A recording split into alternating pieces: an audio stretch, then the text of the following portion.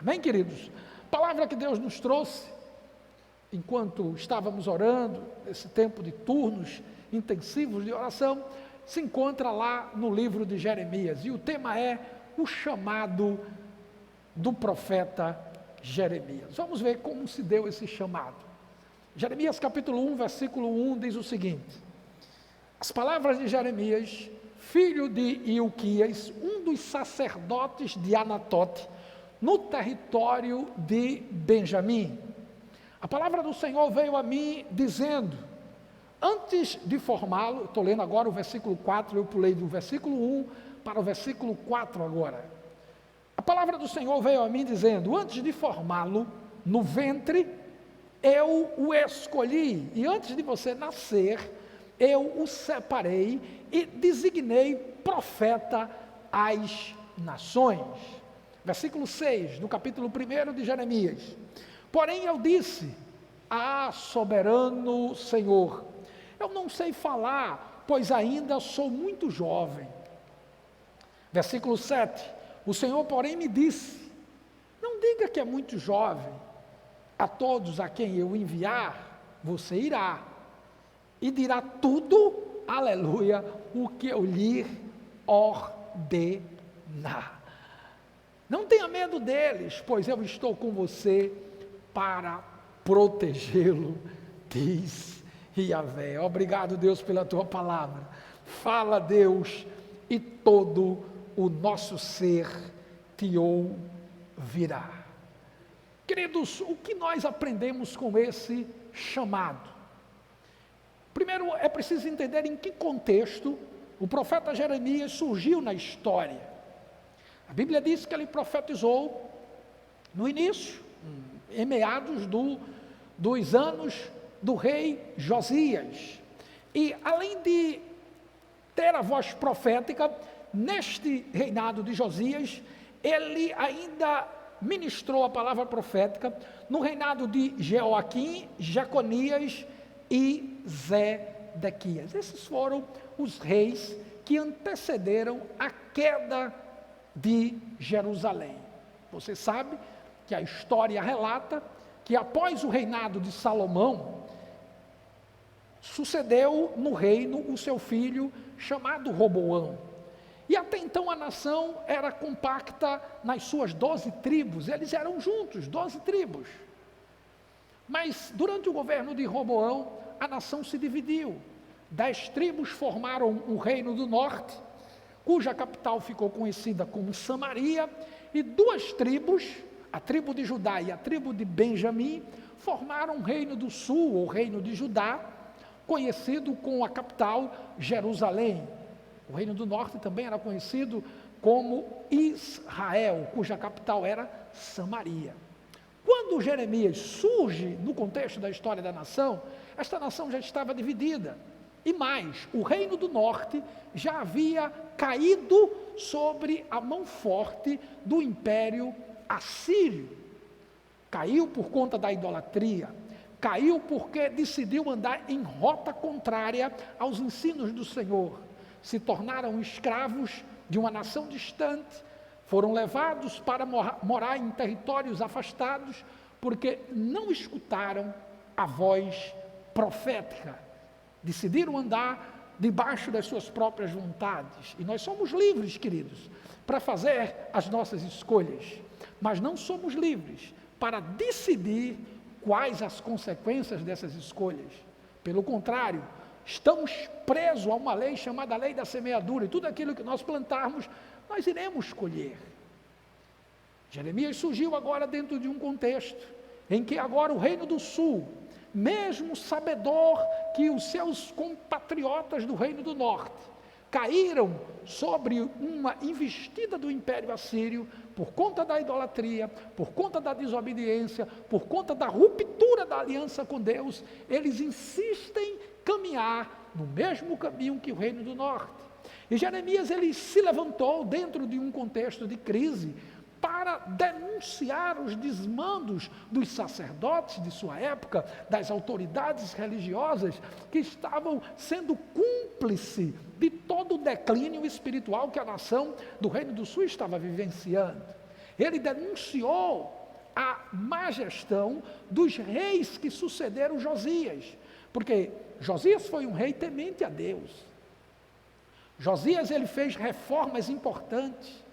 Acontece que Josias herdou um reinado de 57 anos de descalabro, 57 anos de tudo aquilo que você pode imaginar de mais horrendo, do seu avô Manassés e do seu pai Amon. Manassés reinou 55 anos à frente do Reino do Sul. Foi um dos piores reis da história. Um homem que promoveu a idolatria, um homem que queimou o seu próprio filho em sacrifícios a deuses cananeus, um homem que rompeu a sua aliança com Deus e promoveu tudo aquilo que você imagina de desmando e de descalabro a nível espiritual, a nível político. O seu filho o sucedeu, reinou 2 anos, que foi Amon, e em seguida Josias assumiu o reinado após a morte do seu pai Amon. Então, perceba que ele herdou uma má gestão de 57 anos, somado os 2 últimos reis. E por mais esforço que Josias teve, por mais sinceridade que ele teve, ele não conseguiu fazer todas as reformas. E aí, quando vem a sua morte e os seus filhos assumem o reinado, intensifica-se todo o declínio espiritual que foi promovido por Amon e Manassés. E Jeremias vem com uma palavra de denúncia. Jeremias surge desse contexto com uma palavra para denunciar a nação e mostrar, se não mudaram a conduta, vão ser escravos de um império chamado Império Babilônico. Chegou um tempo, queridos, que infelizmente não havia mais o que fazer. A sentença foi estabelecida e a nação foi levada para um cativeiro de 70 dolorosos e penosos anos. Então, foi nesse contexto que surgiu Jeremias. Mas o que aprendemos com o chamado desse homem? Que quando foi chamado, nós iremos ver que foi um jovem que nasceu em uma cidade chamada Anatote, uma cidade levítica. Ele era filho de um sacerdote chamado Ilquias, e o filho de um sacerdote, ele se torna um sacerdote. Então havia uma expectativa por parte dos familiares e conhecidos de Jeremias, que ele assumisse o sacerdócio do seu pai Ilquias. Mas só que Deus tinha um outro plano para Jeremias, e era isso que ele temia. E foi por isso que ele ficou, de certa maneira, inseguro. E nós vamos ver, dentro do aprendizado dessa chamada, como Jeremias reagiu ao seu chamado. Mas, em primeiro lugar, eu aprendo no chamado de Jeremias a soberania de Deus. Perceba o que Deus disse para Jeremias. Jeremias, antes de você ser formado no ventre da madre, no ventre da sua mãe, eu o escolhi. Aleluia. Antes que você nascer, eu te separei e te designei profeta às nações. Queridos, tem muita coisa que você só vai compreender e entender pela perspectiva da soberania de Deus. Tem muitas coisas que nos advêm, tem muitas coisas que acontecem conosco, que você só vai ter a compreensão daquilo que aconteceu, olhando pela cosmovisão da soberania de Deus. Certa feita eu acompanhei uma jovem, juntamente com a minha esposa, uma jovem casada, que padecia com uma série de enfermidades, e Deus ali começou a usar aquela jovem de maneira sobrenatural. Mesmo padecendo de enfermidades, ela sempre estava ali nos cultos, envolvida com a obra, uma pessoa fiel nas suas sementes, sempre semeando. Me lembro que certa feita estivemos ali em sua casa, antes dela ser internada para uma cirurgia, estivemos ali fazendo uma ceia com seu esposo, e o fato é que aquela jovem foi detectada em sua cabeça um tumor de grande proporção, com possibilidade de óbito e de sequelas, E nós oramos. Estivemos um dia antes no hospital, ela iria ser transferida para uma outra unidade hospitalar, e chegamos ali naquele hospital, fomos barrados, porque o diabo sabe da função do profeta, mas Deus me mandou ali com a minha esposa naquela manhã para orar por aquela jovem, porque ela iria ser transferida para uma outra unidade à tarde para fazer a sua cirurgia, e nem a assistente social deixou eu e a minha esposa entrar. E olha que eu me identifiquei como pastor, e a lei e a Constituição diz que nós temos direitos de adentrar nesses ambientes por conta do nosso ministério pastoral, mas existe a truculência, existe a má vontade, e eles estão até hoje assim. Mas falamos com um vigilante, e ali Deus amoleceu o seu coração. Eu expliquei a ele: eu preciso entrar aí para fazer uma oração por uma jovem que vai fazer uma cirurgia amanhã. Olha, eu não vou me demorar mais de que 5 minutos. E ele disse: não, pastor, por favor, pode ir, não tem problema, vai. Eu entrei com a minha esposa, nós oramos. Aquela jovem, querido, passou por um processo muito difícil, mas foi levada a um UTI. Nessa primeira cirurgia, ela foi curada daquele tumor, mas posteriores surgiram outras patologias, e ela foi para uma UTI. Ela tinha fé que iria sair dali, queridos, e eu tinha fé que ela iria sair, eu acreditava que ela iria sair. Em uma das visitas naquela UTI com a minha esposa, eu soube na ocasião que ela iria ter alta, e teve, foi para a enfermaria, mas no dia seguinte ela veio a óbito.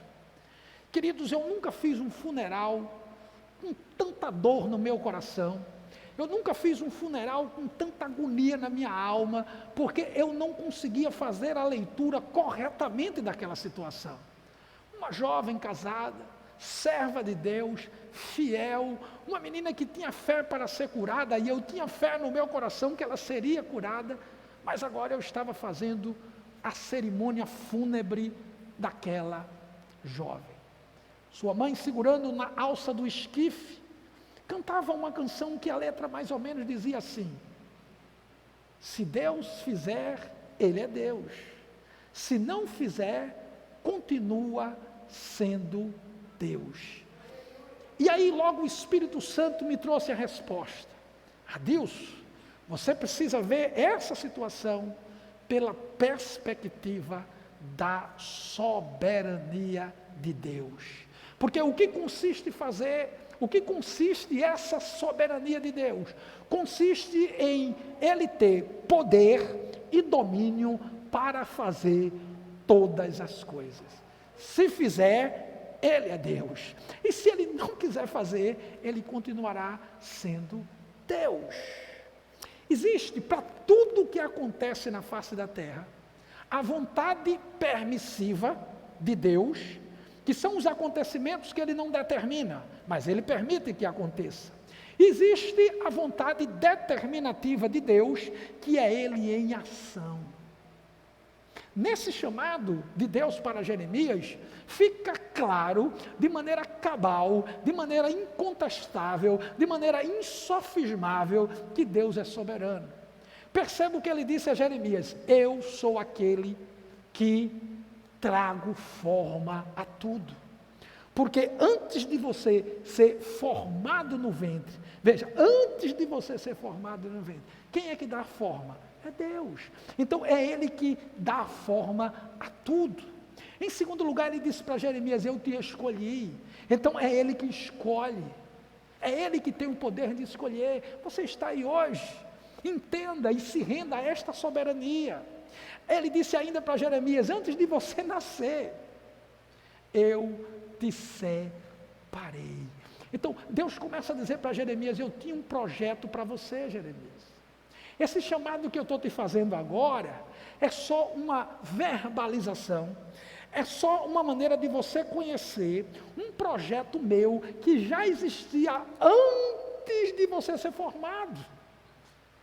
Eu te escolhi, e eu te separei, e eu te nomeei para ser profeta entre as nações. Então, queridos, Deus é o Deus soberano. Eu fico muitas vezes olhando a empáfia Eu fico muitas vezes olhando a soberba, a jactância, a arrogância de muitas pessoas que hoje detêm títulos de autoridade, seja no campo religioso, político, no campo do judiciário, no campo empresarial. Nós observamos e nos deparamos com tantas pessoas cheias de arrogância, se acham muita coisa, mas não passa de pó e de cinza. Deus sim é soberano. Só existe um que é supremo, só existe um que é soberano, e ele se chama Iavé, o Todo-Poderoso. O aplauda em o nome de Jesus. Oh, aleluia! Veja o que Deus disse a respeito de si mesmo. Deuteronômio 10, 17. Pois o Senhor, o seu Deus, é o Deus dos deuses, soberano dos soberanos, o grande Deus, poderoso e temível, que não age com parcialidade. Aleluia! Vale a pena te servir, Senhor, porque tu não age de maneira parcial, tu és imparcial, Senhor. Aleluia! Ele não age com parcialidade. Não, eu vou defender esse aqui em detrimento desse, esse aqui é mais bonito porque tem mais dinheiro, esse aqui é melhor porque mora em um lugar mais abastado, não, esse aqui eu não quero conversa porque tem parcos recursos ou poucos recursos. Não, Deus não age assim. Não, Ele não age com parcialidade e nem aceita suborno. Você percebe? Você consegue vislumbrar a soberania desse Deus que tem essas características?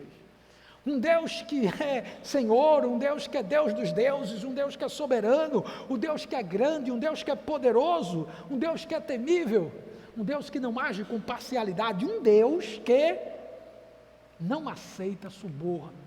Em segundo lugar, eu aprendo nesse chamado de Jeremias que não devemos andar se vitimizando. Pastor, o que é uma postura vitimista? Essa daqui, de Jeremias. Ele disse, soberano. É como se ele tivesse assim, deixa eu parafrasear aqui, abrir um parênteses. Senhor, tu fizeste uma escolha, tu me escolhestes, eu estou achando isso tudo muito bonito, mas eu quero te dizer algo. Eu não sou capaz, embora eu conheça a tua soberania, porque ele diz, soberano, eu não sou capaz de falar em teu nome, porque eu sou jovem demais e eu não passo de uma criança. Isso é uma postura vitimista, isso é ter uma cosmovisão, uma pequenada de si mesmo, porque existem dois extremos. Existem pessoas que têm uma visão pessoal elevadíssima. Por outro lado, tem pessoas que se vitimizam, que se olham de maneira pequena, eles se apequenam. Se vitimizar é se sentir inferior. Se vitimizar é sempre se olhar como incapaz. Perceba que Jeremias, ele alegava incapacidade e inexperiência para aceitar o desafio. É assim que muitos fazem hoje. Meu irmão, você vai dirigir uma célula? Não, pastor, não dá, eu não sei falar, eu não consigo. Queridos, eu vejo a obra de Deus dentro de uma visão militar. Porque nós fazemos parte de um exército, o exército do Senhor. O general é Iavé, o general dos exércitos. E dentro de uma estrutura militar, existe hierarquia. E quem tem uma patente inferior não pode, jamais, sob penalidade de disciplina e prisão, se esquivar de um comando dado. Um soldado não pode se negar de um comando do cabo. O cabo não pode negar um comando do sargento. E assim vai. Então, se eu sou do exército de Deus, o tenho como general dos generais, e ele me comissiona para algo, e eu vou dizer que eu não vou? E é assim? Não pode, filho. Quando você for chamado para algum desafio, ainda que você se sinta incapaz, ainda que você se sinta pequeno, ainda que você alegue inexperiência e incapacidade, Senhor, eu estou à tua disposição. Eu era pastor em uma igreja e ainda sou em Casa Amarela. E Deus me chamou para pastorear uma igreja em outro município, esse que nós estamos, Condado. Na ocasião eu ainda trabalhava secularmente. E como administrar duas igrejas, municípios diferentes, desafios diferentes? Eu só disse ao Senhor, eis-me aqui, envia-me a mim. Conte comigo, Jesus, porque quem chama dá os recursos, é isso que vamos ver daqui a pouco. Eu não posso dizer, Senhor, não dá, Senhor, eu não posso, é longe, meu Deus, não dá. Não, eu tenho que me colocar à disposição daquele que me chama. Essa desculpa esfarrapada de Jeremias foi a mesma que Moisés deu, eu não sei falar. Foi a mesma desculpa que Gideão deu quando ele foi chamado para libertar o povo dos amalequitas. Meu irmão, você precisa entender o que Deus disse a Gideão. Midianitas, amalequitas e moradores do Monte Seir. Eles faziam uma composição e invadiam os territórios de Jerusalém. E quando Gideão ele recebe o desafio para livrar o povo das mãos dos midianitas, foi que ele disse, Senhor, não dá, eu sou o menor, a minha tribo é o menor, a minha família é o menor da tribo e eu sou o menor da minha casa. Gideão, porque eu sou contigo, Gideão, ferirás os midianitas como se fosse um só homem. Deus estava dizendo, Gideão, não tem nada a ver com você, Gideão. Adilson, não tem nada a ver com você, tem a ver comigo. Se eu estou te chamando, sou eu que vou te capacitar. Então, quando você receber desafios, querido, por maior que seja na sua visão, conte comigo, Senhor. Estou aqui. Estou à tua disposição. Não sei como vai ser, mas eu estou aqui, eu sou soldado. E se vem o comando do general, eu posso dizer não? E não dá, filho. Não pode. Então, eu sou incapaz para essa tarefa, é que muitos estão dizendo. Outros estão entregando os seus ministérios porque estão se sentindo incapazes. E sabe o que a gente vê muitas vezes por trás disso aí? Orgulho, soberba, porque acham que as coisas estão relacionadas com a sua capacidade. E por muitas vezes serem pessoas orgulhosas, jactanciosas, não, eu não quero, porque eu não me sinto capaz. E quando é que você vai se sentir capaz, filho? Quando é que nós somos capazes? Nós somos pequenos, somos pó e somos cinza. Não tem nada a ver comigo. Depois Deus me coloca para eu pastorear uma terceira igreja. E agora eu já não estou mais trabalhando secularmente. E aí tenho que dar assistência às células em Olinda e o ponto de pregação em Goiânia. Como, pastor, o senhor consegue? Uma vez alguém disse, pastor, aquele culto da Madalena, ele é gravado? Porque eu vi Abner tocando na noite do sábado e vi ele tocando na manhã do domingo. Eu disse, não, filho, não tem nada gravado. É porque eu prego ou escalo alguém para pregar, e estou lá muitas vezes, quando eu escalo, mas eu prego no sábado e domingo de manhã eu desço para Recife para ministrar em Madalena. Eu sou pastor de tempo integral. Deus me chamou para isso. Não há nada gravado. Porque Deus me chamou e eu, Senhor, estou aqui. Não sei como é. Tem coisas que eu não sei o que fazer, mas os meus olhos estão postos nele.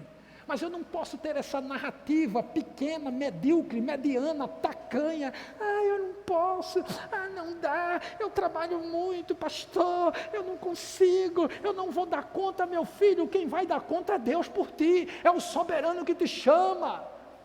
Deus não quer vagabundo e preguiçoso em sua obra. Ele tirou Mateus da coleteria de cobrador de impostos. Ele chamou Pedro e o seu irmão André pescando. Tiago e João, a mesma coisa. Ah, pastor, mas Natanael estava debaixo do pé da figueira lá, sem fazer nada. Talvez ele estava descansando depois de uma jornada de trabalho. Mas Deus não chama preguiçoso em sua obra. Então, quando você for comissionado por Deus para alguma coisa, não se vitimize. Ok, você tem o direito de não querer. Deus vai levantar outra. Se você se calar, as pedras clamarão. Deus quer te dar o privilégio de você ser partícipe da obra dele. Deus quer te dar o privilégio de você ser, não um protagonista, mas um coadjuvante dentro dessa estrutura cujo protagonista é ele. E aí você diz sim, você diz não. Muitos têm dito sim e têm rompido no sobrenatural. Outros têm dito não e estão em crise hoje. Sua vida é de derrota, são infelizes. Então, nesse chamado de Jeremias, a gente percebe que Jeremias se vitimizando. Ah, pastor, mas é compreensível. Jeremias sabia o que aquilo esperava. Todo mundo esperava ele no ministério sacerdotal. Como é que agora ele vem com o ministério profético? Para denunciar pecado, inclusive dos sacerdotes, da linhagem que ele veio. Todos os sacerdotes, na estrutura religiosa da nação hebreia, eles eram da tribo de Levi. Então, era uma linhagem que não recebeu terras específicas. Eles recebiam territórios dentro de outras tribos, e ali eles desenvolviam sua vida ministerial. E toda a família de Jeremias era da linhagem sacerdotal, levítica. E agora, como é que eu vou denunciar os meus próprios parentes? Então, por trás também dessa resposta de Jeremias, havia medo, havia insegurança. Eu sou jovem, ok, mas aí logo Deus confronta Jeremias e diz o seguinte. Deixa eu ler para você antes Isaías 26, 3, que dá uma orientação do porquê não devemos nos vitimizar e nos sentirmos incapazes. Tu guardarás em perfeita paz todos que em ti confiam. Então, quando você se sentir inferiorizado, quando você se sentir com um desafio grande demais, quando você se sentir que está pesado nos seus ombros esse desafio, se lembre, Deus vai levar você em perfeita paz. Todos os que confiam nele, aqueles cujos propósitos estão firmes neles. Então fique firme em Deus, confie em Deus e você vai não se sentir capaz nas suas forças, mas você vai agir como Davi agiu. Ele viu Golias bradando, vociferando, viu do outro lado o exército do rei Saul acabrunhado, amedrontado, e ele chega e entra no desafio. Mas veja o que Davi diz: do Senhor é a guerra. Davi não se via pelejando contra Golias. Davi via Deus pelejando contra Golias. E ele só como um instrumento nas mãos de Deus. Aí você rompe, filho. Aí você vai. Aí você tem a compreensão do teor da guerra e não se vitimiza. Porque quem era Davi? Um jovem, pequeno, ruivo, de boa aparência e não era militar. Quem era militar eram seus irmãos. Ele era um pastor, com cheiro de ovelha. Mas foi esse instrumento que Deus usou. E se Deus o chamou, Deus o capacita. E ele tinha essa visão. Não, do Senhor é a guerra. Eu vou contra Golias, mas não serei eu que vou lutar contra Golias. É o mesmo Deus que me ajudou contra os ursos, contra os leões e que me deu vitória. Então eu não aceito os desafios, queridos, que surgem na minha vida dentro de uma perspectiva da minha capacidade, dos meus conhecimentos teológicos, das minhas habilidades administrativas, nada disso. Eu recebo os desafios dizendo, não, foi Ele que me chamou. e se Ele me chamou, Ele vai me respaldar. E este é o terceiro ensino no chamado de Jeremias. Deus, Ele tem uma visão específica ao nosso respeito. Ele chama, Ele respalda. Veja o que Ele disse para Jeremias. Jeremias, não diga que você é jovem demais. Não diga. A todos a quem eu o enviar, você irá. E vai dizer tudo que eu lhe ordenar. Filho, para de dizer que tu não podes. Muda esse discurso. Para de querer se apequenar diante das situações. Não se veja inferior nesta repartição. Não se olhe como menor. Pare de verbalizar. E pare de ter narrativas que depõem contra você. E diretamente ao teu Deus. Pare de estar se achando inferior. Você irá e falará tudo o que eu lhe ordenar. Não diga que não passa de uma criança. Não diga que você é incapaz. Deus te deu o desafio, meu irmão, receba. Eu vou na fé. Deus me deu o desafio, eu recebo. Porque Ele é comigo. Ele é comigo. Ele tem uma visão específica ao meu respeito. Eu posso até ter uma visão elevada demais de mim mesmo. Ou, em outro extremo, eu posso ter uma visão vitimizada, apequenada de mim mesmo. Mas Deus, Ele tem a visão correta.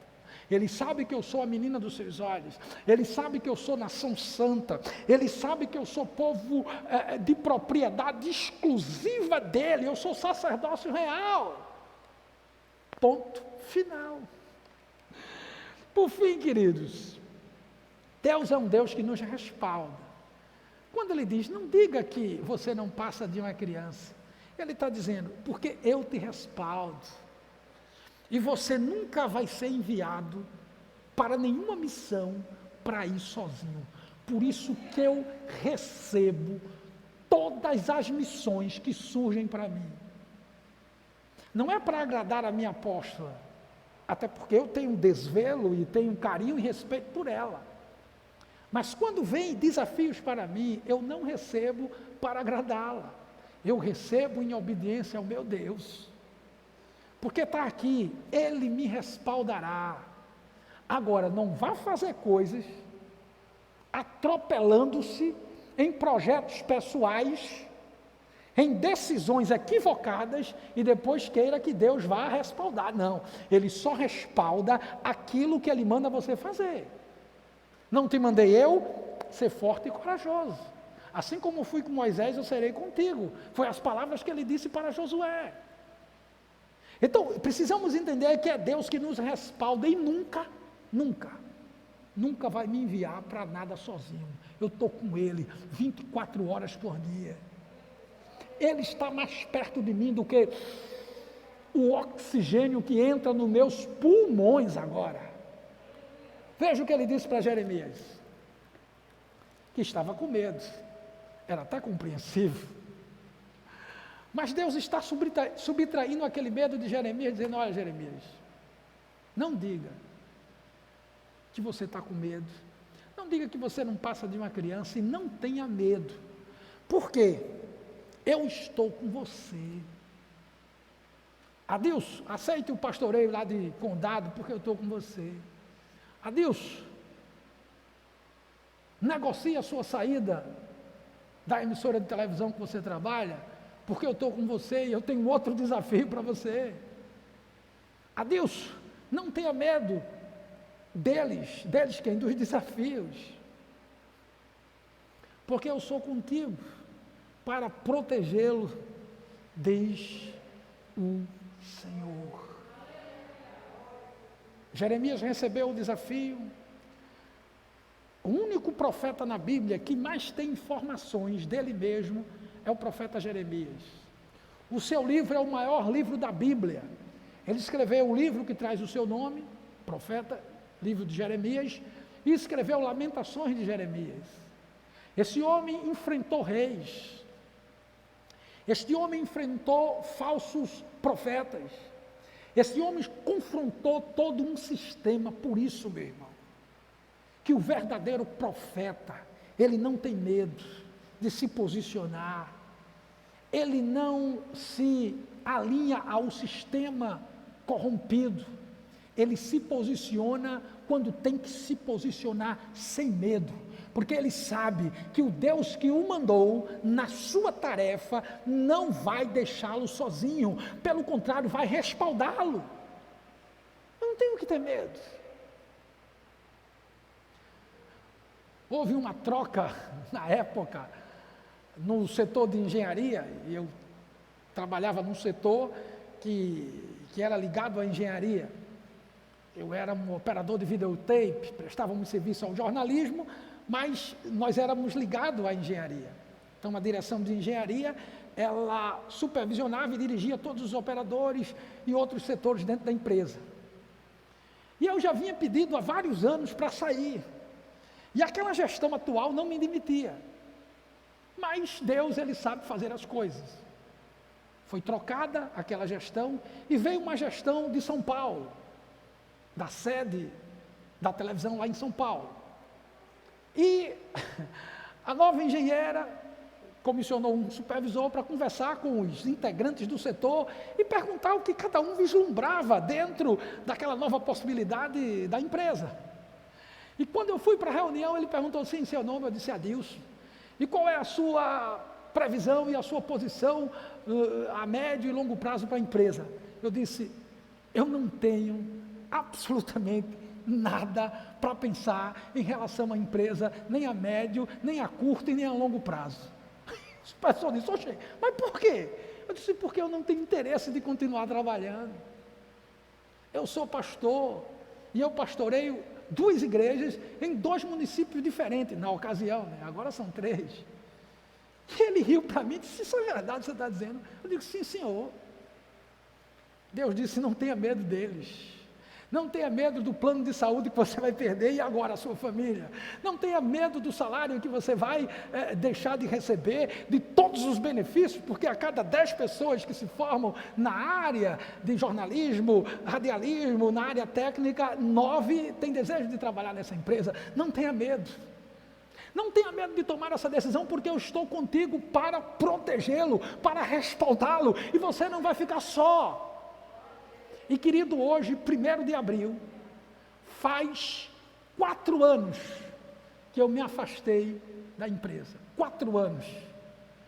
E eu comemorei esses 4 anos num jejum de 24 horas por dia, que comecei ontem às 4h30 da tarde, e entrei às 17 horas com 1 hora de leitura da Bíblia, e terminei agora às 4h30, só tomando água.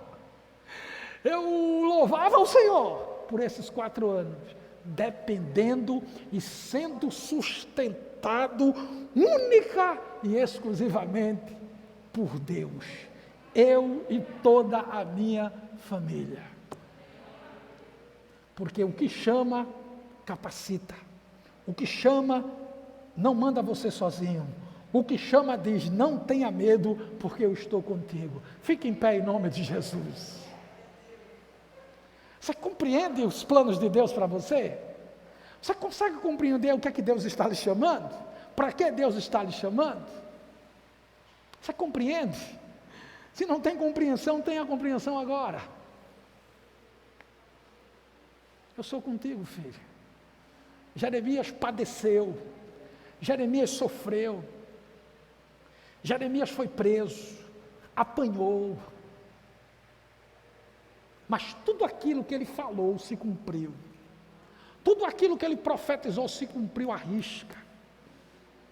Jerusalém caiu sobre o fio da espada de Nabucodonosor. O rei Zedequias, que ora ouvia Jeremias, ora mandava prendê-lo, foi derrotado na batalha, seus olhos foram furados, levado preso, envergonhado, seus filhos mortos. Tudo por quê? Não ouviu a voz profética. Jeremias passou arguras passou sofrimento, perseguições, porém foi fiel ao chamado. Por ter sido fiel ao chamado, a Bíblia registra, a palavra do Senhor registra a biografia de um homem que atendeu o chamado Num primeiro momento, teve medo, mas ao ouvir a voz do Senhor, se agigantou, cresceu em meio às pressões, teve lastro, teve largueza para enfrentar as perseguições, teve tenacidade para não recuar, enfrentou prisões, acusações, perseguições, mas não recuou, não entregou o seu ministério profético, foi até o fim. E a história fala mais de Jeremias do que qualquer outro profeta. Feche os seus olhos. Pai bendito, obrigado porque o Calvário não foi em vão. Obrigado, Senhor, porque em meio a todas as perseguições que passamos, incompreensões, perseguições e sabotagem, calúnias, injúrias,